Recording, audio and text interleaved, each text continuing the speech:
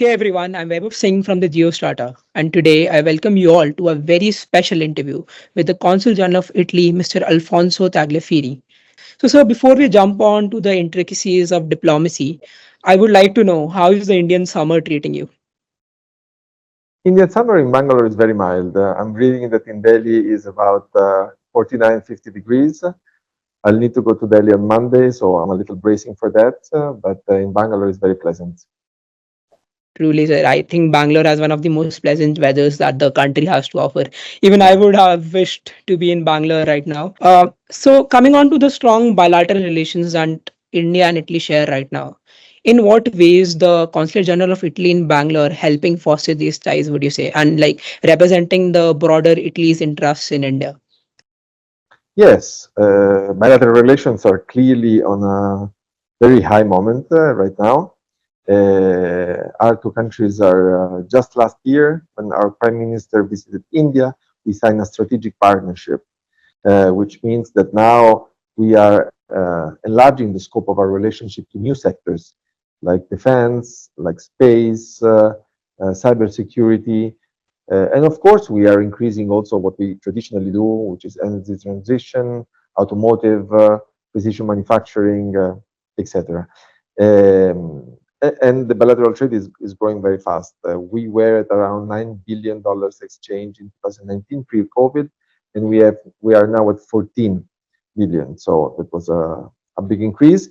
The consulate makes its part, of course. We decided to open in the south of India last year because we see potential, of course, in the country and in the south. We had already a consulate general in Mumbai and one in Calcutta, and the embassy in Delhi. So the south was not properly covered, we believed. So the Ministry of Foreign Affairs decided to open a posting in the south to be closer to the companies, to be closer to our nationals, and also to be closer to Indians who apply for Italian visas. Because, of course, part of the bilateral relations is also people to people relations. We have, of course, tourists that want to visit Italy, but we have a growing number of students. We have a big number of business visas and all religious and all the other kind of visas. But of course, we want to have a proximity to our applicants. So, sir, as we all know, the number of Indian students going to Italy for studies is increasing rapidly, and we are Yeah. expecting the growth to increase year on year. If you could please elaborate in what particular ways is the consulate in Bangalore assisting students who wish to pursue higher education in Italy? Because you said that the consulate is very strategically placed to help more education opportunities to be provided to Indian youth as well as people who want to come from Italy to India, maybe study. So, yeah, if you could just elaborate on that. Yes, you said very rightly that the number of Indian students in Italian university is definitely growing. This is also thanks to the fact that now in Italy we have more than 500 courses entirely taught in English. So we moved from around 5,000 students a few years ago pre-COVID. Now we reached almost 12,000. So again, a big growth. Um, so being in the south, of course, allow us to be closer to the universities, closer to the students, and their need. Uh, of course, we have to say that there is in a way, a limit to the number of visas we can process. This is a nascent consulate. We are still, let's say, quite small. So, as much as we would like to increase the number of visas, there is a physical limitation that we have. So, there is a bit of a waiting time. That said, still we have increased the number of visas we grant with this opening, and we also want to foster the relations between the two ecosystems. So to do so, as I mentioned, we have Unitalia, which is the agency, the public agency to help students get in touch with Italian universities. But also we organized already two fairs. This year will be the third in October, a Study in Italy fair. Um, it's called IDOHE, Italy Days of Higher Education, in which first year 7 universities came from Italy, second year 14 universities came from Italy.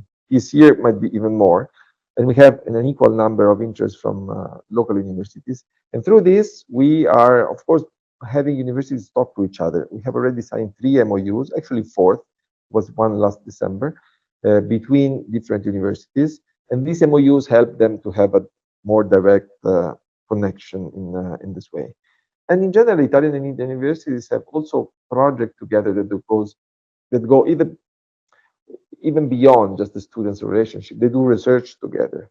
We have a very strong cooperation between the Institute of Indian Institute of Science here in Bangalore, at least for what my jurisdiction is, of course, is represented in Delhi and Mumbai. We have, of course, many other things. So they collaborate, the IIS, with Electra Synchrotrone, which is a big accelerator of particles in Trieste. We have nice collaboration with, between Christ University. I'm just quoting a few of interesting ones. Christ University and University of Trento in the north of Italy about green hydrogen. And I just yesterday received an update, and I'm trying to make a project to make this collaboration a little bit to have an outreach. And because through the creation of green hydrogen, you also, I discovered at least, you can also clean polluted water. Because to create hydrogen, you break the particle of water into hydrogen and oxygen. Doing this, you also break some organic contaminants, for example, antibiotics that could be in the water, and you just create atoms. So we are trying to do something maybe to clean a Bangalore lake or something like this. It's at the beginning. Then what to quote? For example, I mentioned in December the the Technical Institute of Vellore in Tamil Nadu signed an agreement with Politorino in the broad spectrum, but mostly we'll focus on mathematics. So we have a different number of collaborations, and it's clearly on the growth. Mr. Tagliaferri, could you please elaborate on the presence of Italian firms or businesses operating within the consulate's jurisdictions and discuss like how the consulate is also helping a lot of Indian businesses who wish to expand to the Italian markets or set up their businesses there? Of course.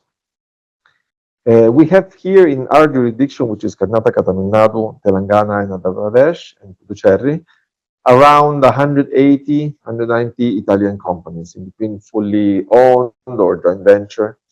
So, of course, we are here to support them through what I defined before, the Italian ecosystem.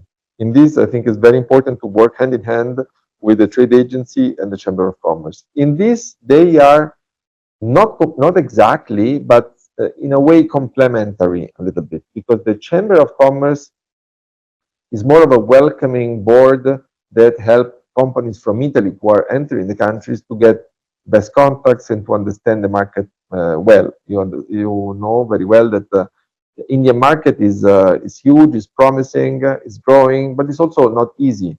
It's complex, it's diversified. You need a granular approach to understand it well, and you need also a medium-term horizon. You cannot think of investing and in 2 years having a break-even or a profit. So the Chamber of Commerce is a good chamber of compensation for these companies who arrive and want to understand and make contacts. While the trade agency, they do also help Italian companies expand in India, but they also help mostly Indian companies to expand, move to Italy.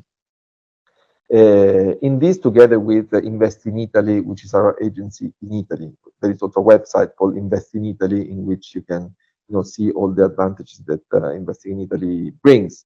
I was just discussing this morning with a big company from Calcutta, but also some of their workers apply for visa from here, and they manufacture trains, 9 trains in the south of Italy, Titagar. So the bilateral trade, as I mentioned, is very intense. We mostly export what Italy exports in the rest of the world, which is not what most of people expect. Everybody think of the 3F: furniture, food, fashion, Ferrari. But we mostly export precision manufacturing, so machines. We have a very similar export, let's say, geography than Germany. But Germany is famous for its machines. Italy is more famous for its pizza, for its fashion, which is also important. It's part of our soft power. But in terms of numbers, the bulk is machines. While we import from India mostly raw materials, but raw materials which enter in the cycle of bilateral trade, because it's mostly iron, aluminum, steel, leather, things that we use to also to create other objects and re-export the machines to India. And then with these machines, Make in India can create objects to export abroad. So it's a virtuous cycle, I would say, because in general, what we export tend to be more machines to make things rather than products. So with the textile machines that we sell to India, India produces textile that sent to the world, etc. Yeah, So good to know I'm not that, sure if sir. I answered all your doubts. I can I proceed. think it has helped me answer a lot of helped our viewers answer a lot of their queries, especially how you explain that the Make in India program is working in collaboration with the Italian businesses here. A lot of about how Italy is helping India source a lot of raw materials or machines, for example, to help aid in its manufacturing. So to get a bird eyes views on everything, how would you describe the future of India-Italy bilateral relations? And like moreover, what opportunities do these developments provide for the youth of both the countries, India and Italy? How can the youth gain advantage from this growing bilateral relations? Well, definitely. I think there is a big scope in both directions. Of course, there is already more flow from India to Italy. So let's start on the other way around. I think that there is a big scope for Italian youth to explore India. Traditionally, we didn't have a massive immigration towards India in terms of expats. We have a lot of companies here, around 800, but most of them, some of them are managed by Italians, but most of them, I mean, since there is a strong trust, they are left being managed by Indian counterparts. And in general, the immigration, the Italian community, not only Italian, I would say, in general, the Western expat community is not very big in India, maybe for many reasons that came to a probably some not very accurate perception that was particularly in the past. But this is changing and this is growing. So I see more and more Italians, young Italians, coming to India to try, particularly in the startup sector, but not only. On the other way around, the flow is already strong, and we are looking at increasing it. Many Indians may not know that Italy hosts the biggest Indian community in Europe, at least in the EU, because of course the biggest is in the UK, which unfortunately doesn't make part of the EU anymore. So we have around 200,000 Indians living in Italy, and this is growing. It's not chance that we just signed with India a mobility agreement, and this is the first agreement that Italy signed with any country.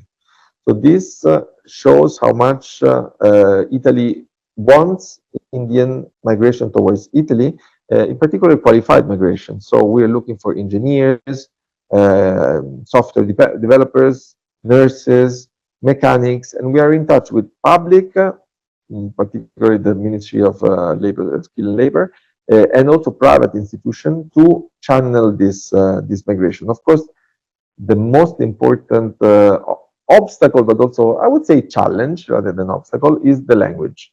Because particularly for some sectors, for example, nurses, you need to speak Italian.